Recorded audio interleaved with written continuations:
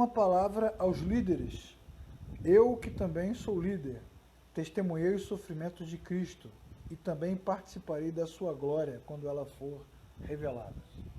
Assim peço a todos vocês que cuidem do rebanho de Deus, rebanho que ele confiou a vocês com disposição, não de má vontade, nem pelo que lucrarão, mas pelo desejo de servir a Deus. Não abusem de sua autoridade com aqueles que foram colocados sob seus cuidados, mas guiem as pessoas com seu bom exemplo. E quando vier o grande pastor, vocês receberão uma coroa de glória sem fim. Da mesma forma, vocês que são mais jovens, aceitem a autoridade dos líderes e vistam-se de humildade no relacionamento uns com os outros, pois Deus resiste aos orgulhosos, mas concede graça aos humildes. Texto muito prático, né? Muito bom para um tema muito sensível, que é o tema de narcisismo e abuso espiritual. Tem um livro interessante para a gente começar a conversar, é que essa palavra abuso é uma palavra que vem sendo utilizada em áreas diferentes, né? No passado, você só usava essa expressão abuso para falar de questões relacionadas à agressão sexual. Depois você tem uma mudança de conceito dessa palavra, e aí você começa a falar sobre assédio. Assédio dentro das empresas, por exemplo, que nós chamamos de assédio moral, que é a mesma coisa.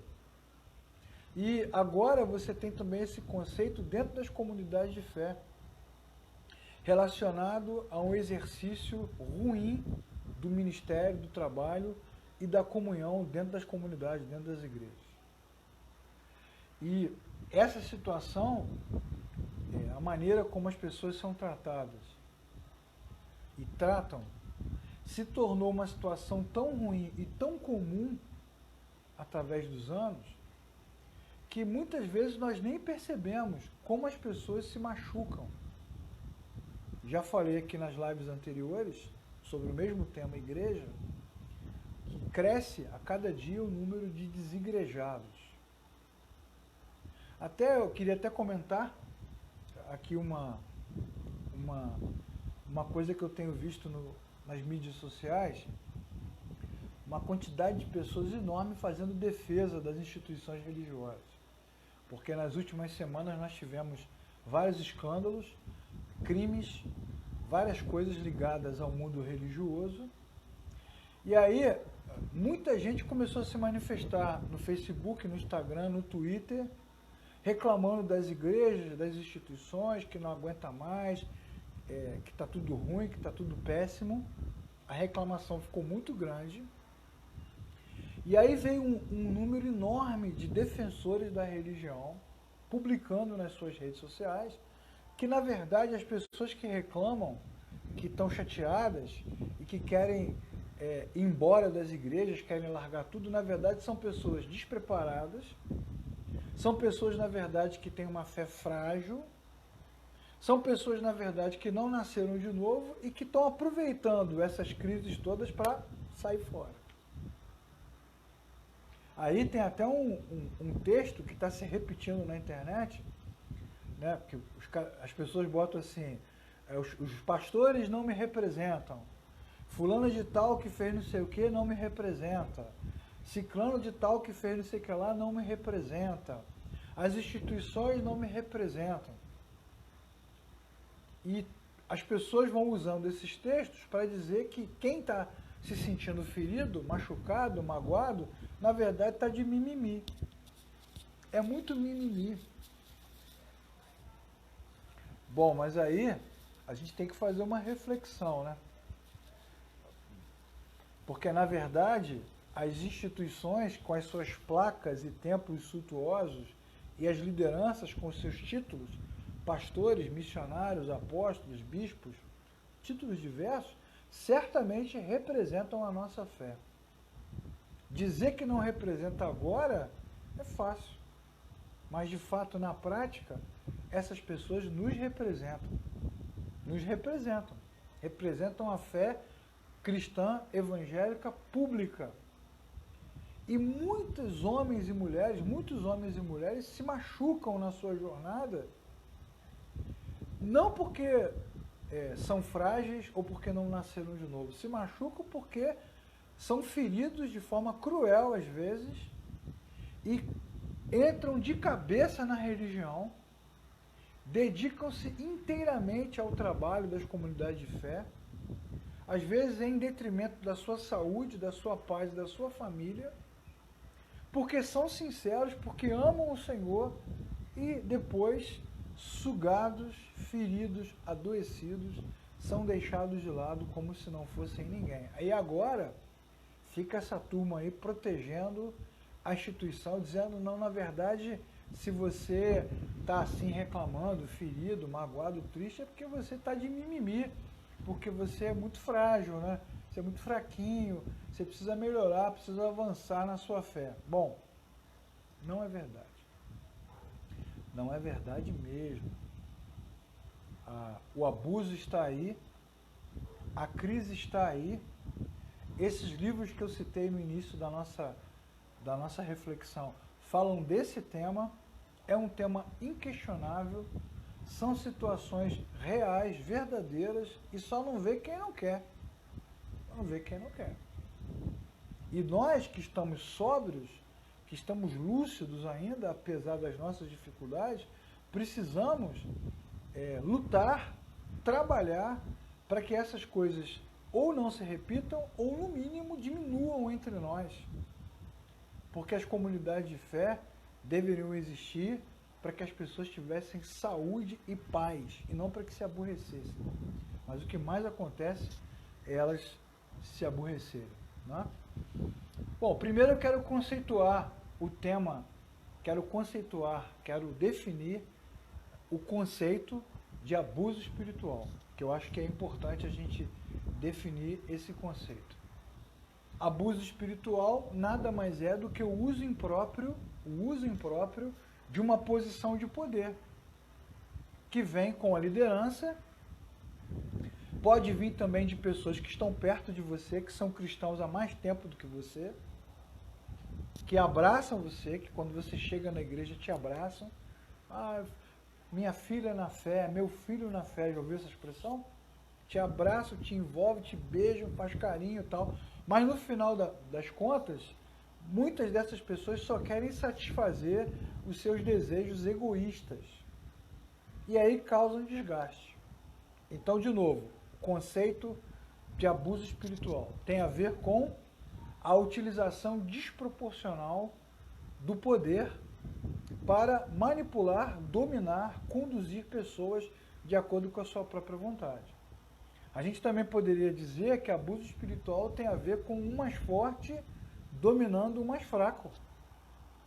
O mais forte, ou o forte é mais forte porque está numa posição acima, superior, ou é mais forte porque o outro é inferior na sua jornada, na sua experiência, nesse sentido. Não que os seres humanos sejam inferiores ou superiores, mas porque a pessoa, por exemplo, é inexperiente, está começando agora, acabou de nascer de novo, de ter um encontro com Cristo. E aí, muitas dessas lideranças, dessas pessoas, eu estou batendo muito nesse ponto, não são apenas os que ocupam cargos de liderança, mas as pessoas, às vezes, ao nosso redor, tentam nos dominar, usam a sua força, a sua história, a sua trajetória para nos oprimir, nos conduzir, nos manipular.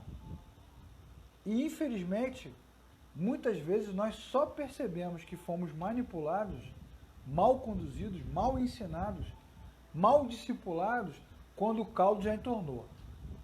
Caldo entornar tem a ver com saúde, tem a ver com relacionamentos, tem a ver com rancor, com mágoa. Você só descobre muito tempo depois que você foi abusado, manipulado, conduzido de forma imprópria. E eu quero, para exemplificar esse tema que eu estou abordando hoje, quero exemplificar com aspectos práticos para você perceber. Porque pode ser que você já tenha sido vítima de abuso espiritual, pode ser que você esteja sofrendo abuso espiritual nesse momento, e pode ser que você esteja fazendo isso com outra pessoa. Às vezes, com as melhores das intenções. Mas isso está gerando doença, está gerando problema, está gerando um monte de coisa ruim. E aí é muito fácil para nós, muito confortável depois ouvir o depoimento das pessoas e dizer assim, mas você é mimimi, né? Você não quer nada com Deus, você não quer nada com a fé, você estava com um pé na igreja, outro pé no mundo, você já estava distante, aproveitou essa situação, criou um caso, né? Criou uma circunstância, se aproveitou de um momento para poder ir embora, para poder fazer o que quer. É muito fácil a gente ficar acusando as pessoas depois que as coisas acontecem. Mas as coisas acontecem. E eu oro com fé em Cristo para que você que está nos assistindo nunca seja alvo, vítima de abuso espiritual, porque o sentimento de derrota, de humilhação, de arrependimento, de rancor, de raiva, de tristeza, que toma conta do coração depois, é um sentimento horrível, que não sai, que domina, muito complicado. Tanto as lideranças das igrejas como os irmãos comuns deveriam ser lâmpada para nós, deveriam ser exemplos de Cristo, para que nós pudéssemos imitá-los, como nos ensinou o apóstolo Paulo. Sede meus imitadores, como eu sou de Cristo. Na verdade, toda a nossa jornada de fé religiosa deveria o tempo todo apontar para Cristo, o tempo todo. Para que nós pudéssemos, ao olhar para os nossos irmãos, ter no que basear a nossa conduta, o nosso comportamento, o nosso aprendizado. Mas não é isso que acontece. Mas não é mesmo. De fato, como eu já falei aqui em outras lives, na maioria dos casos, nós somos treinados para servir a igreja, a instituição. Somos treinados para levantar uma bandeira, para vestir uma camisa, para defender um ideal, mas não necessariamente para viver em Cristo, para Cristo, por Cristo, até a vida eterna. Isso não acontece. Na prática, o que acontece é que nós somos treinados, muitas vezes, para nos enquadrar, para nos encaixar num modelo religioso, num modelo de vida. E aí, por conta disso, a nossa fé vai sendo distorcida, vai sendo desviada, vai sendo desalinhada com aquilo que Deus realmente deseja para nós. E quando você descobre, quando você acorda, desperta e percebe que o que você aprendeu não tem nada a ver com a Bíblia, que o que você ouviu não tem nada a ver com o cristianismo, que o que você tantas vezes repetiu, copiou, os procedimentos que você colocou em prática tantas e tantas vezes não levam a lugar nenhum. Nós temos uma outra reflexão, um vídeo que está no canal Oficina da Palavra, que é Desconstruindo a Teologia da Batalha Espiritual. Assiste lá para você ver. Quantas e quantas campanhas, seminários, congressos, workshops, conferências, retiros são feitos, quantos ensinamentos são dados, quantas coisas são exigidas das pessoas, e quando você descobre que essas exigências não te levam a lugar nenhum, quando você percebe, aí vem aquele sentimento de abuso, né? De que você foi mal conduzido, maltratado, mal ensinado, mal discipulado, que você poderia ter aproveitado melhor a sua vida cristã, porque você poderia estar já com uma fé mais sólida, mais consistente, mas não. E aí o que a gente observa pelo caminho? Cristãos com depressão, cristãos com raiva, cristãos insensíveis, cristãos cujo coração está liberado, está liberal, está dialogando, está trocando com o mundo secular, porque eles estão afetados, machucados, entristecidos e não querem mais saber da religião. Eu quero dar para você algumas características do abuso, para que se você tenha essas, para que se for o caso de você passar por essa experiência, você consiga identificar. A primeira característica do abuso é o que a gente chama de intermediação. São líderes que se posicionam como se fossem intermediários entre você e Deus. Isso é um sinal de abuso. Eles começam a dizer e ensinar que o que eles falam são palavras de Deus. E a maneira como eles oram são orações que vêm do trono de Deus. Tem essa frase, uma frase muito comum nas igrejas, né? Deus falou comigo. Irmãos, eu estava orando, Deus falou comigo. Essa noite, Deus falou comigo. De madrugada, Deus falou comigo. Eu estava vindo aqui para a igreja agora no carro, Deus falou comigo. Estava sentado ali na hora do louvor, Deus falou comigo. Então, o que esse líder, o que essa pessoa tenta transmitir para você? A ideia é que ela tem um esquema com Deus aí top, né? Tem até um caso no Brasil de uma liderança famosa nos anos 90, anos 2000, que dizia claramente no púlpito que Deus estava falando com ele. Tem até esses casos da internet, você vai encontrar. Ele está falando, de repente ele para assim, o quê? O quê? Irmãos, Deus está falando comigo. Deus estava cochichando para ele. Agora, mais incrível do que esse devaneio, que essa maluquice, é a maneira como nós nos deixamos envolver por isso, por causa da simplicidade, por causa do amor, por causa do serviço. E aí o que acontece? Os cristãos, os membros das igrejas, homens e mulheres, jovens, velhos, crianças, começam a desenvolver por essas lideranças ou por essas pessoas uma espécie de idolatria. Porque quando querem ouvir Deus, ao invés de orar, ao invés de ler a Bíblia, elas vão lá e perguntam para essas pessoas o que Deus tem para dizer.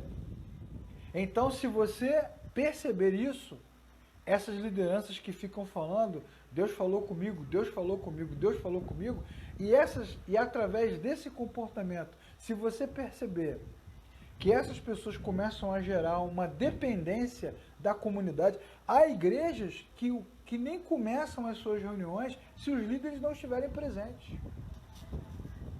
Nem começa a reunião se o líder não estiver presente. Como se ele fosse um sacerdote do Antigo Testamento.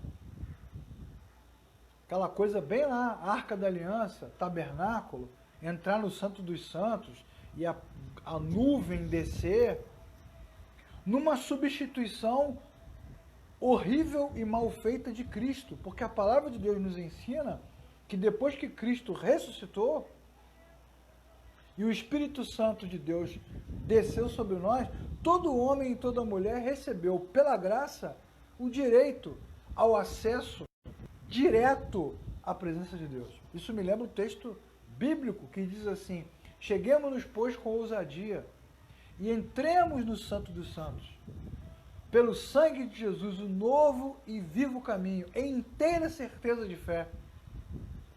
A palavra de Deus vai nos ensinar que nós temos acesso direto ao Senhor. Então nenhum líder, nenhum irmão, nenhum homem ou mulher de oração, ninguém fala com Deus por nós. Não. E se alguém diz isso para você, ou transmite isso no culto, no púlpito, na pregação, na mensagem, no louvor, com essa presunção, né?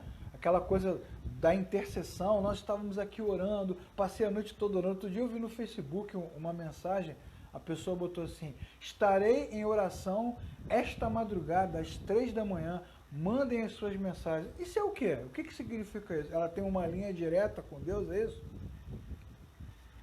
Essa pessoa fala mais com Deus do que o próprio Espírito Santo, do que o próprio Deus. E a quantidade enorme de pessoas que vão lá, escrevem as suas mensagens, colocam seus pedidos de oração. Então isso é um abuso, é uma relação de dependência adoecida que vai sendo criada. Segunda característica de abuso espiritual, o mito do líder perfeito. Incrível, né? Bem arrumado, bem vestido, terno, gravata, roupa bonita, família bonita, mulher bonita, criança bonita, cachorro bonito, casa bonita, carro bonito, tudo que ele tem é ótimo. É aquela coisa incrível, né? A minha casa é maravilhosa, está ali a minha esposa, a mulher mais bonita dessa igreja, quando ela é apresentada.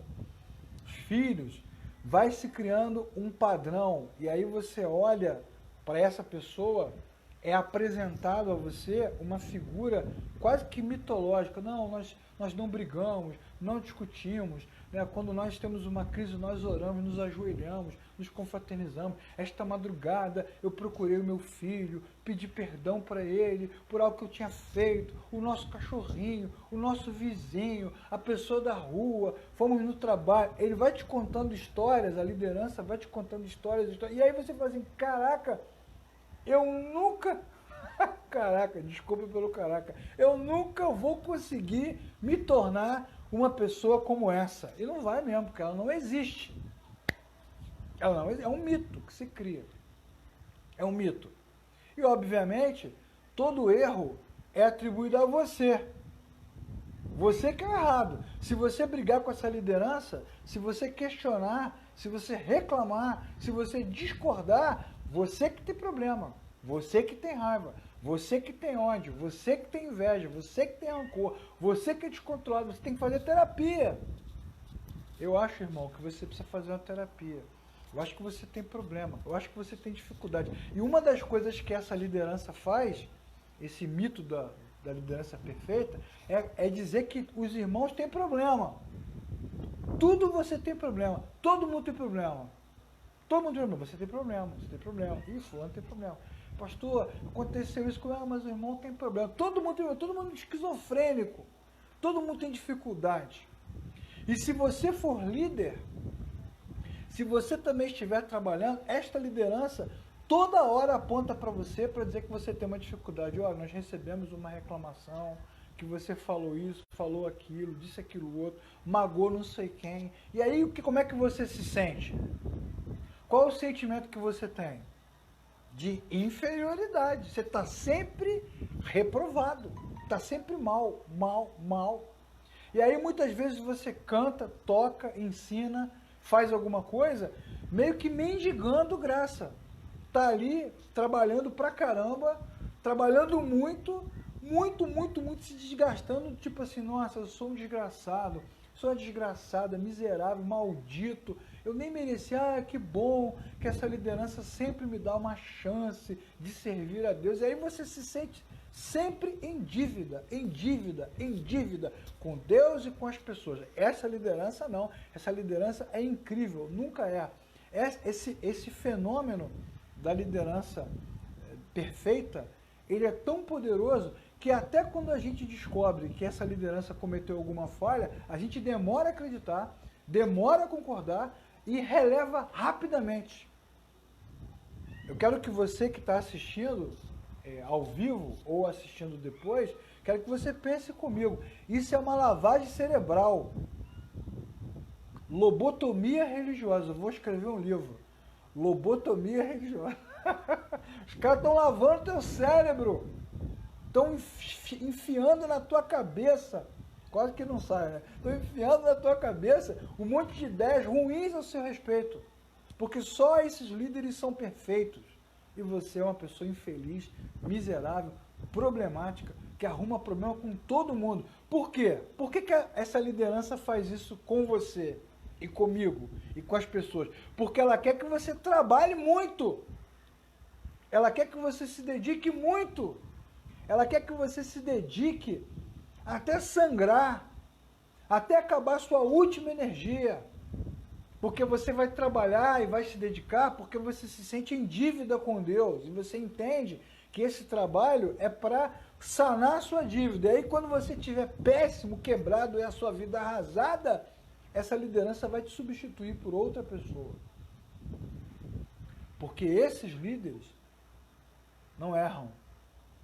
somos nós que erramos. Essa mesma liderança que abusa, que nos recrimina, que nos repreende o tempo todo e é perfeita, se torna ao mesmo tempo uma liderança inquestionável. Inquestionável. Ela não está te dando sugestão, está te dando ordem o tempo todo. Você vai ter que fazer do jeito que ela quer, você vai ter que falar do jeito que ela fala, você vai ter que se vestir do jeito que ela se veste. Dependendo da igreja, você vai ter que se casar até com a pessoa que ela aponta. Vários casos assim. Ela tem uma posição inquestionável. Inquestionável. E aí a gente fica até com medo de falar alguma coisa. Fica até com medo de se posicionar. Essa mesma liderança que tem esse mito de perfeição, quando ela está cercada de outros líderes, ela pega os outros líderes todos e coloca num pacotão do tipo assim, nenhum deles presta, só eu presto. E permite que a comunidade massacre esses líderes, enquanto ela fica ali intocável, numa posição espiritual, num pedestal. E a galera em volta morrendo, sufocando. Mas é bem comum no Brasil ensinar que estar na igreja é mais importante do que estar em outro lugar. Isso é um abuso grave. No vídeo sobre o que é igreja, nós explicamos que igreja tem a ver com cristãos que se reúnem. Não é a igreja que valida a nossa fé, são os cristãos reunidos que se transformam em igreja. No vídeo onde nós falamos sobre o que a igreja não é, eu dei vários exemplos de coisas que se dizem que não são verdade com relação às comunidades de fé. E por causa disso nós nos desconectamos com a sociedade. E agora eu estou explicando neste vídeo que muitas vezes nós, você, ficamos horas e horas da nossa vida dentro da igreja.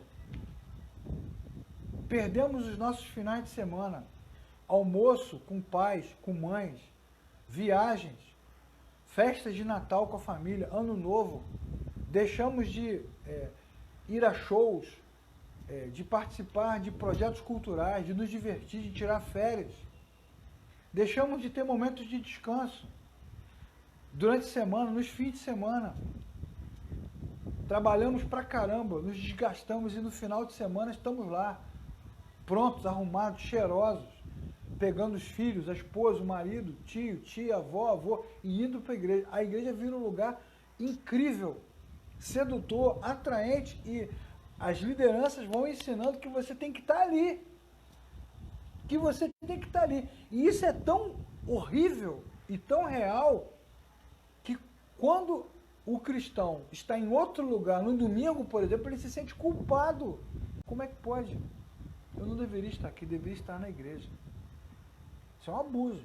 Agora, na pandemia, a gente vê em várias lives, em várias reuniões pela internet, lideranças falando sobre isso. Você que não está vindo por causa da pandemia e está assistindo, tu não vai se acostumando com isso não, porque isso aqui não é a realidade, você tem que voltar. Os caras estão ali falando, martelando o tempo todo. Você que quer continuar, você que está pensando em não voltar mais às reuniões presenciais, está errado. E por que isso, aquilo, e aquilo outro, e Deus não concorda. Então você é o tempo todo induzido a pensar que você está errado. A vida inteira. E se você não está indo à igreja, né?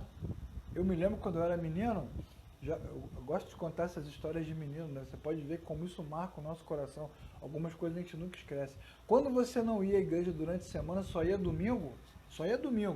Ali, o camarada chegava no microfone, ele ou ela, e dizia assim: você que é crente domingueiro. Você já foi chamado de crente domingueiro? Eu já fui chamado de crente domingueiro, que é o crente que só vai domingo. Só vai domingo. Você que é domingueiro. E é óbvio que o domingueiro aí é pejorativo. É no sentido ruim. Domingueiro no sentido, tu não quer nada. Tu não quer nada. Se tu fosse crente de verdade, você vinha durante a semana. Você está aqui no culto de oração. Você está aqui na reunião tal, no coral tal. Você é crente domingueiro. E aí, Eu pergunto a você que está nos assistindo, qual o problema de ser domingueiro? Qual o problema? Vou até tomar um café em sua homenagem. Qual o problema de ir domingo? Se na verdade nós deveríamos aprender a ser cristãos na vida, na escola, na faculdade, na família, na rua, na prática esportiva. E a reunião de domingo seria ótimo. Se você tiver condição de ir outro dia, que bom. Mas se você não tiver essa condição, porque você está cansado, porque você quer ficar à toa, qual o problema? Qual o problema disso? Nada, é crente domingueiro. Porque você não quer vir, você não tem compromisso. Como não tem compromisso? E aí nós nos sentimos mal, nos sentimos acusados, reprovados, porque estamos indo pouco à igreja, porque todo crente deveria estar na igreja toda semana. Uma outra característica do abuso espiritual é o comportamento paternal. É quando as lideranças querem se meter na sua vida pessoal. Como você cria os filhos, como você se comporta, como você fala, como você se veste, as suas decisões, a escolha da sua faculdade, da sua formação do noivo, da noiva, lugar para morar. O camarada começa a detalhar a sua vida pessoal. E aí, o abuso é tão grande que o cristão pergunta o pastor, pergunta o bispo, o apóstolo, a liderança, ele ou ela, pergunta tudo. Qual carro deve comprar, qual a cor do carro. Se tem uma proposta de emprego, se deve aceitar ou não. Se deve mudar de casa ou não. Se deve fazer isso, se deve comer carne de porco ou não. Com limão ou não. Com acompanhamento ou não. E as lideranças vão detalhando o seu comportamento. Faça isso, faça aquilo, se comporte dessa maneira. E isso que eu estou dizendo agora tem a ver com várias lives que eu já fiz aqui, falando sobre o discurso moralista do cristianismo. Porque as lideranças cristãs só têm um papel: ensinar a palavra de Deus e apontar para Cristo. Não tem outro papel. Não tem outra função. Nenhuma outra função. Zero função. Zero função. Mas não. Essa turma quer assumir o controle, a direção, o comportamento, quer dar dicas para você fazer tudo o que você vai fazer, desde a decoração da sua casa até as marcas de roupa que você vai usar, os lugares que você vai, as amizades com quem você deve andar. E vai te massacrando, massacrando, massacrando. Como se fossem os nossos pais. Algumas lideranças gostam de ser chamadas de pais. Meu pai espiritual, meu pai na fé, minha mãe espiritual. Pai espiritual? Outra coisa que eu quero destacar nessas lideranças abusivas, né, que nos oprimem, é que elas também sempre dizem que têm uma visão superior. Superior. Um olhar acima das coisas. A opinião delas, às vezes, vale mais do que a Bíblia. Não, mas o pastor falou. Não, mas a pastora falou. Fulano de tal falou. Vale mais do que a Bíblia. Tem uma visão superior, tem uma opinião superior sobre a vida, sobre a política, sobre a sociedade, sobre a teologia. Quantas vezes você vê os caras pegando o microfone para falar, não, porque é teologia, que isso aí, o cara do alto do pedestal dele, né, chega a empinar o nariz, porque é teologia. Na verdade, eu não penso assim, eu não creio assim. Se coloca numa situação superior, numa postura superior, numa arrogância absurda. Alguns impostam a voz, já viu? Algumas ideias impostam a voz para falar. Empina para falar. O abuso espiritual, ele vem de um comportamento autoritário, ele vem de aparências que são mantidas externamente. Você é proibido de fazer crítica, totalmente, proibido totalmente. E está sempre errado. Está sempre errado. Indo para o final da nossa reflexão hoje, desses conselhos que Pedro deu, né? Você percebeu o texto, como ele cita, o texto que nós lemos no início, que os pastores não deveriam abusar da sua autoridade, nem visar o lucro, mas deveriam cuidar do rebanho, dando a glória a Cristo. Eu queria falar do efeito que o abuso espiritual tem sobre a vida das pessoas. O que essas lideranças fazem? O que esses irmãos fazem? Eles te manipulam, eles te controlam, eles te direcionam, eles te orientam, eles te criticam, eles te corrigem, ficam dando nota para o seu comportamento, ficam te colocando no lugar, são tendenciosos porque têm os seus preferidos, né? Há pessoas na comunidade que são ótimas, falam isso publicamente, e outras nunca estão bem, nunca terão chance, nunca terão espaço, sempre apontando defeito na nossa caminhada, falhas, pecados, coisas ocultas, trazendo à memória coisas antigas, sempre, sempre. Mentem, sorrindo, enganam com eloquência, maltratam com palavras doces, oprimem para se beneficiar das pessoas que vão se dedicando. E as pessoas, humildemente, dão tudo, dão a vida, dão o sangue, dão o dinheiro, dão o tempo, trabalham, muitas vezes para sustentar líderes que vivem como milionários. Você que está numa comunidade de fé, deveria se questionar sobre os recursos, os salários, os pagamentos de algumas lideranças que ganham mais, recebem mais do que diretores de grandes multinacionais. Homens e mulheres que muitas vezes não têm formação, não têm experiência, não têm capacitação, não têm qualidade, não têm competência para fazer o que fazem, mas se aproveitam da postura, se aproveitam do carisma, da energia, para poder manipular, dominar, controlar a vida das pessoas. E aí fica essa coisa adoecida, enlouquecida, que vai massacrando o coração de muita gente. De mulheres, de homens, crianças, jovens, adolescentes, que saem arrasados. Muitas igrejas aqui no Rio de Janeiro, depois de décadas, viraram terra arrasada, não tem mais nada. Empobreceram, já foram gloriosas, incríveis, poderosas, não tem mais nada. Porque os líderes sugaram tudo, até não sobrar ninguém, não sobrar nada.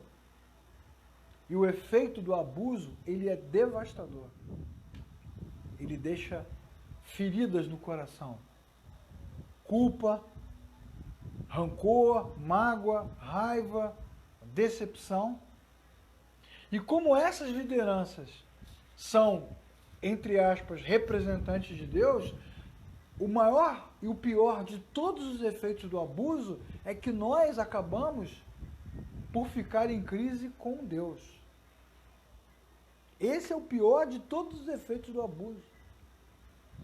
Porque nós acabamos culpando Deus por ter permitido que nós nos sujeitássemos, nos submetêssemos a esse comportamento adoecido, sanguinário, louco, maligno. E a gente culpa Deus. Como é que Deus permitiu? É a pergunta que todos fazem. Como Deus permitiu que eu passasse por uma situação dessa? Os pastores que deveriam me discipular me usaram. Os líderes que deveriam me ensinar me desviaram. Os obreiros que deveriam me sustentar me derrubaram. Quantas vezes você foi a um gabinete, a uma sala, pediu um conselho, pediu um apoio, compartilhou a sua vida, as suas dificuldades, compartilhou os seus dilemas e o que você disse se tornou público. Foi compartilhado com outras pessoas. Às vezes foi compartilhado do púlpito. E muitas pessoas nas comunidades começaram a te olhar de lado e te julgar, porque coisas que você compartilhou em confiança, em segredo, por achar que essas lideranças eram sublimes, viraram assunto de corredor. Rádio corredor. Assunto de WhatsApp. A sua vida caiu no limbo. Caiu na mão dessa galera que, na verdade, não querem nos ajudar, nem nos abençoar, nem nos edificar, nem nos instruir. Eles querem nos destruir, nos usar e nos destruir até o fim. Como Saul queria destruir Davi. Queria cravar uma lança no peito dele. Queria colocá-lo na frente de batalha. Queria usar as habilidades que ele tinha, com a música, com a oração. Queria usar a aprovação de Davi para ter aprovação pública. Mas, na verdade, Saul, que deu a Davi funções importantes no seu exército, no seu reino, no seu palácio, tinha ódio, tinha mágoa, tinha ciúme de Davi. Quando ele ouvia as canções que se entoavam, as odes que se faziam em homenagem aos feitos de Davi, ele tinha raiva, ele sentia ódio, rancor, inveja. Quantas lideranças têm inveja dos seus liderados, dos seus dons, dos dons que Deus deu, da sua habilidade, da sua capacidade? Tem inveja. Não mandam as pessoas embora porque querem que elas trabalhem ali, mas ao mesmo tempo nutrem dentro de si uma raiva incrível. E aí vão massacrando, até que não sobre mais nada. Mais nada. Isso é abuso. E o efeito desse abuso, ele é devastador. Se há uma coisa, se há algo que nós precisamos pensar, que talvez tenha a ver com a nossa postura, se há um erro nosso a considerar, esse erro certamente é a falta de lucidez, é a falta de reflexão bíblica, principalmente. Porque se a palavra de Deus é luz, e ela nos ajuda a pensar. E como a gente pensa pouco, em muitas das nossas igrejas e comunidades, os cultos são dinâmicos, os eventos são dinâmicos, não tem espaço para reflexão, não tem espaço para o diálogo, para o debate. É só trabalhar, então você não pensa. Então, se há algo a considerar, se há uma meia-culpa a fazer, minha e sua, nós precisamos pensar hoje sobre o fato de que muitas vezes nós não pensamos e nos submetemos a todo tipo de circunstância adoecida que nos oprime. Mas, de fato, muitas dessas lideranças, como o apóstolo Pedro nos ensina no seu texto, são realmente pessoas que não se preocupam com o rebanho. Judas também fala sobre isso. Pastores que são pastores de si mesmos. Está lá na epístola de Judas. São pastores de si mesmos. Que amam o dinheiro, que amam o poder, que brincam com as pessoas. Que brincam com as pessoas que muitas vezes estão em busca de consolo, de apoio, até de correção. E eu pergunto a você, já no fim da nossa reflexão, quem vai dar conta de todas essas vidas, de todos esses homens e mulheres destruídos, massacrados, humilhados, arrasados pela instituição, pelas lideranças, pelas pessoas que, com o seu culto a si mesmos, como Narciso, olham para si, admiradores de si mesmos, vão passando por cima das pessoas, vão passando por cima, e não se preocupam, Nesses anos todos de trabalho, a gente vê e ouve muitas coisas, muitas histórias. de pessoas que são mandadas embora das suas comunidades, convidadas a se retirar, expulsas, ou são colocadas na geladeira porque não servem mais, ou são humilhadas publicamente, têm a sua vida exposta, massacradas, nunca são orientadas. Sempre massacradas, massacradas, massacradas e nunca orientadas. E o que vai sobrar? Eu quero terminar essa live dizendo para você que está nos assistindo que Cristo deveria ser o centro da igreja. E a nossa única motivação. Faltam às comunidades de fé ensino bíblico. Faltam às comunidades de fé devoção sincera. Faltam às comunidades de fé culto racional. Faltam às comunidades de fé liderança colaborativa. Para quê? Para que a nossa vida cristã seja mais leve. E para que as nossas reuniões sejam melhores. E para que nós sejamos motivados, estimulados a seguir em frente. Aconteça o que acontecer. Mas para que isso aconteça, para que as reuniões sejam mais leves e a vida cristã siga com mais saúde, nós precisamos de reuniões, de aulas, de cultos, de pregações, de cursos onde Cristo seja o centro. De mensagens que promovam um novo nascimento. De mensagens que falem de transcendência, de vida eterna, de graça. Graça que não pesa, graça que não acusa, graça que não remói no coração, graça que não depende das nossas ações, graça que nos liberta. Porque mesmo que a nossa vida esteja cercada e mergulhada em muito pecado, a Bíblia nos ensina que onde abundou o pecado, superabundou a graça. Graça que é motivadora, construtora, que solidifica, que coloca alicerces, que coloca o homem de pé, que prepara um caminho, como diz o texto, Deus fará um caminho, Cristo é o caminho, um caminho que nos leva para Deus o tempo todo. Precisamos de textos, mensagens, pregações, ensinos, cânticos, momentos de adoração que sejam cristocêntricos. Precisamos de mais leveza, precisamos de mais clareza, precisamos de mais misericórdia, precisamos de mais atenção ao fraco, às pessoas. Precisamos de mais reflexão sobre a vida a partir do que a Escritura nos ensina. E de menos centralidade no homem, de menos arrogância, de menos peso. E eu digo a você que assistiu esse vídeo, esta reflexão, se a nossa comunidade de fé, se as nossas lideranças, se o nosso trabalho for mais cristocêntrico,